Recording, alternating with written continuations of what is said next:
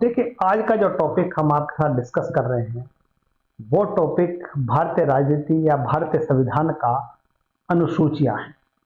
देखिए, अनुसूची के अंतर्गत प्रथम क्वेश्चन जो है वो है निम्नलिखित में से संविधान के 73वें संविधान संशोधन द्वारा संविधान में किस अनुसूची को जोड़ा गया है।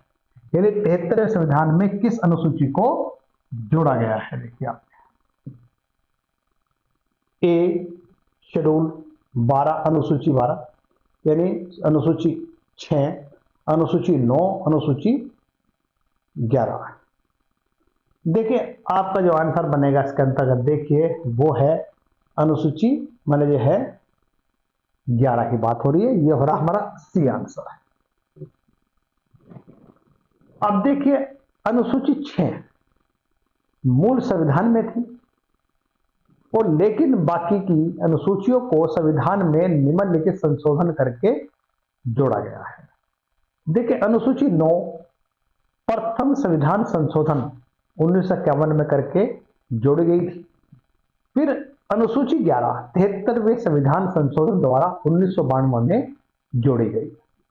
वहीं पर देखिए अनुसूची 12 जो है 74वें संविधान संशोधन 1992 में जोड़ी गई। तो आंसर बना हमारा सी। नेक्स्ट, संविधान के 12वें परिशिष्ट जोड़ा गया है, यानी संविधान का 12वां परिशिष्ट जोड़ा गया है। देखिए ये 74वें संविधान संशोधन ए के तहत। अब देखिए संविधान का 12वां जो परिशिष्ट जो है वो 74वें संविधान संशोधन अधिनियम 1992 द्वारा जोड़ा गया था। इसी संविधान संशोधन द्वारा संविधान में एक नया भाग 9 क और 18 नए अनुच्छेद तथा 12 या 12वीं अनुसूची जोड़ी गई।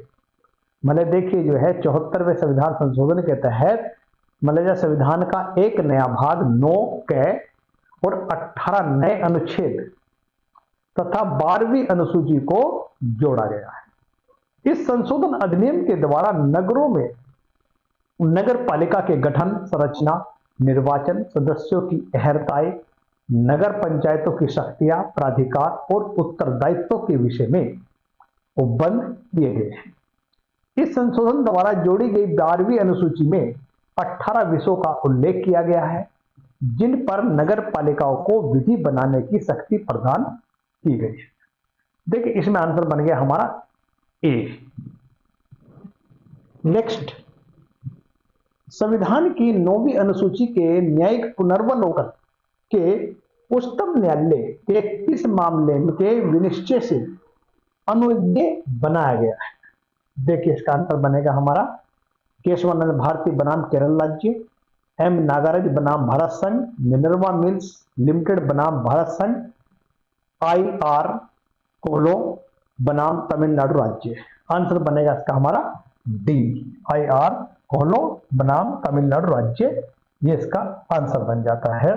यानी कि मतलब समझिए IR कोलो बनाम तमिलनाडु राज्य के बाद में कहा गया है कि 9वीं अनुसूची के विषय पर न्यायिक पुनर्वलोकन किया जा सकता है।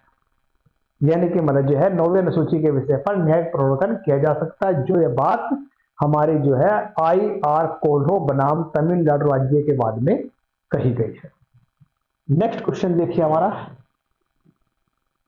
किस संशोधन अधिनियम द्वारा ही अनुसूची 9 भारतीय संविधान में स्थापित की गई है। देखिए इसका आंसर बनेगा हमारा जो है 44वां संविधान संशोधन, 25वां संविधान संशोधन, 42वां संविधान संशोधन अधिनियम और डी प्रथम संविधान संशोधन अधिनियम। यह बनेगा डी, यानी प्रथम संशोधन के द्वारा अनुसूची 9 भारतीय संविधान में स्थापित की गई है। तो आंसर बना इसका देखिए यह प्रथम संविधान संशोधन अधिनियम जो है 1951 द्वारा जोड़ा गया था। आंसर बना हमारा डी। नेक्स्ट, किस वाद में उच्चतम न्यायालय ने निर्धारित किया है कि भारतीय संविधान की 9वीं अनुसूची में शामिल विधायकों की भी न्यायिक समीक्षा की जा सकती है। अब देखिए इसमें जो है आंसर बनेगा इसका देखिए ए क्योटा होल्सन बनाम जचुलू, यानी कि मतलब जो है इंदिरा बनाम भारत संघ, कोहले बनाम तमिलनाडु राज्य, डी इनमें से कोई नहीं। देखिए आंसर बनेगा इसका सी आई आर, कोहले बनाम तमिलनाडु राज्य। देखिए सर पहले भी समझा, मैं आपको फिर बता रहा हूं आपको जो है, इस वाद में न्यायालय ने कहा है कि भारतीय संविधान की 9वीं अनुसूची में शामिल विधायनों को भी न्यायिक समीक्षा की जा सकती है। तो आंसर बना हमारा सी। नेक्स्ट, लोकसभा अध्यक्ष के दल बदल के आधार पर अनर्हता के प्रश्न का निर्धारण किया जाता है। इसका देखिए आंसर बनेगा हमारा उपाध्यक्ष द्वारा, राज्य के सभापति द्वारा, लोकसभा सदस्य द्वारा, निर्वाचित सदस्यों द्वारा, या फिर भारत के राष्ट्रपति द्वारा। आंसर बना हमारा सी, लोकसभा के निर्वाचित सदस्यों द्वारा। आंसर हो गया सी। अब देखिए अनुसूची 10 की सूची 6 के प्रांतों के अनुसार लोकसभा अध्यक्ष के दल बदल के आधार पर अनर्हता के प्रश्न का निर्धारण लोकसभा द्वारा निर्वाचित सदस्यों के द्वारा किया जाता है। आंसर बना हमारा सी। नेक्स्ट, भारतीय संविधान की 11वीं अनुसूची संबंधित है, यानी भारतीय संविधान की 11वीं अनुसूची संबंधित है ए नगर पालिकाओं के उत्तरदायित्व से संबंधित मामलों से, दिल्ली पांडिचेरी के लिए विधानसभाओं से, पंचायती राज संस्थान की शक्तियों और कार्यों से, सभी राज्यों में पंचायती राज चुनाव से। देखिए आंसर बनेगा सी, पंचायती राज संस्थानों की शक्तियों और कार्यों से। देखिए इसमें देखिए आपका जो है भारतीय संविधान की जो 11वीं अनुसूची है, अनुच्छेद 243(6) पंचायती राज्यों की शक्ति प्राधिकार उत्तरदायित्व से संबंधित है। 12वीं अनुसूची अनुच्छेद 243(ब) नगर पालिकाओं आदि की शक्ति प्राधिकार उत्तरदायित्व से संबंधित है। वहीं पर देखा अनुच्छेद 239 तथा 239 कै पांडिचेरी और दिल्ली के लिए विधानसभाओं से संबंध में प्रावधान किया गया है। तो आंसर बना हमारा सी। नेक्स्ट, भारतीय संविधान में वर्तमान में कितनी अनुसूची है? देखिए यहां पर जो है इसमें वर्तमान का मतलब समझ देखिए आप जो है, यानी कि जो है देखो वैसे तो 12 है, पर अगर मान लो देखते हैं इसके मूल वो 10 ही बनता है, तो आंसर बना इसका हमारा 12 डी। नेक्स्ट क्वेश्चन, भारत के किस क्षेत्र को अनुसूचित क्षेत्र घोषित करने की शक्ति प्रदान की गई है? देखिए इसका आंसर बनेगा, देखिए ए संसद को, राज्य विधायकों को, प्रेसिडेंट को, चुनाव आयोग को। आंसर बनेगा प्रेसिडेंट, राष्ट्रपति को। आंसर बना हमारा सी। अब देखिए भारत के किसी भी क्षेत्र को अनुसूचित क्षेत्र घोषित करने की जो शक्ति या पावर है वो भारत के राष्ट्रपति को है। नेक्स्ट क्वेश्चन देखिए हमारा, भारतीय संविधान की 6ठी अनुसूची किस राज्य के जनजातीय क्षेत्र के प्रशासन के बारे में उपबंध नहीं करती है? देखिए आंसर बना इसका हमारा आसाम, मिजोरम या फिर मणिपुर, मेघालय, मिजोरम। आंसर बनेगा इसका हमारा बी, यानी मणिपुर। अब देखिए मतलब जो है इसका देखिए भारतीय संविधान की 6ठी अनुसूची में किसी राज्य के जनजातीय क्षेत्र के बारे में प्रावधान करती है, जिसमें आसाम, मेघालय, त्रिपुरा, मिजोरम राज्य की जनजातीय क्षेत्रों के प्रशासन के बारे में दिया गया है। मतलब इसमें मणिपुर आंसर बन गया है। नेक्स्ट, भारतीय संविधान की 6ठी अनुसूची में अनुसूचित जनजाति क्षेत्र के प्रशासन के संबंध में प्रावधान किए गए हैं।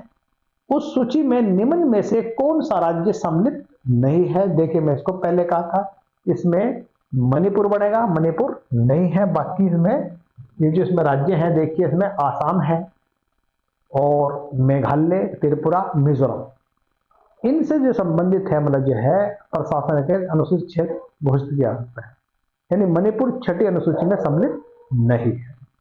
अब देखिए नेक्स्ट, निवारक निरोध प्रिवेंटिव डिटेंशन संबंधी विधि पारित की जा सकती है। देखिए आंसर बनेगा इसका संसद द्वारा अन्य रूप से, राज्य विधायिका द्वारा अनन्य रूप से, संसद और राज्य विधायिका दोनों द्वारा, केवल राष्ट्रपति के अध्यादेश द्वारा। आंसर बना इसका सी। मतलब समझिए आप मेरी एक तरह से देखिए 7वीं अनुसूची की समवर्ती सूची की एंट्री 3 में है। नेक्स्ट क्वेश्चन देखिए हमारा जो है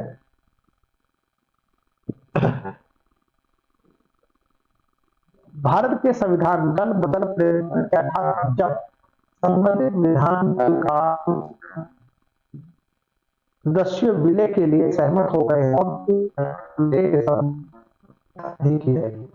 देखिए इसमें 2/3 की बात होती है। आंसर बना है हमारा डी, यानी 2/3 मेजोरिटी। यानी यहां कह रहा है दल बदल के आधार पर जब संबंधित विधानसभा दल के कम से कम 2/3 सदस्य विलय के लिए सहमत हो गए हैं तो इस प्रकार के विलय के संबंध में सदस्यों की निर्भरता नहीं किया जाएगा। अब देखिए मतलब जो है इसका आंसर बना हमारा डी। नेक्स्ट,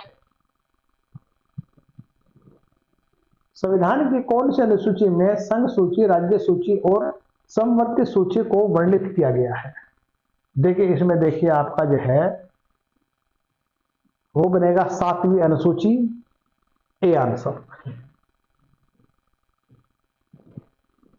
अब देखिए मतलब जो है भारतीय संविधान की 7वीं अनुसूची में संघ सूची, राज्य सूची, समवर्ती सूची का वर्णन किया गया है।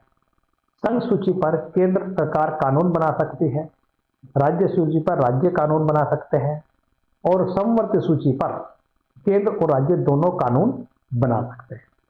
मतलब देखिए जो है संघ सूची में 97 विषय हैं और राज्य सूची में 66 और समवर्ती में 47 विषय हैं। तो आंसर बना हमारा ए। नेक्स्ट क्वेश्चन, भारतीय संविधान की कितनी अनुसूचियां हैं? देखिए भारतीय अनुसार की जो है ये आंसर बनेगा इसका बी, 12 अनुसूचियां हैं। संविधान में 12 अनुसूचियां हैं और संविधान के प्रारंभ में कुल 8 अनुसूची। संविधान के प्रथम 52वें, 73वें, 74वें संविधान संशोधन द्वारा क्रमशः 9वीं, 10वीं, 11वीं और 12वीं अनुसूची को जोड़ा गया है। इसका आंसर बना हमारा बी। देखिए इसमें इतना ही कुछ है, बाकी नेक्स्ट टेस्ट में नेक्स्ट क्लास में मिलेंगे।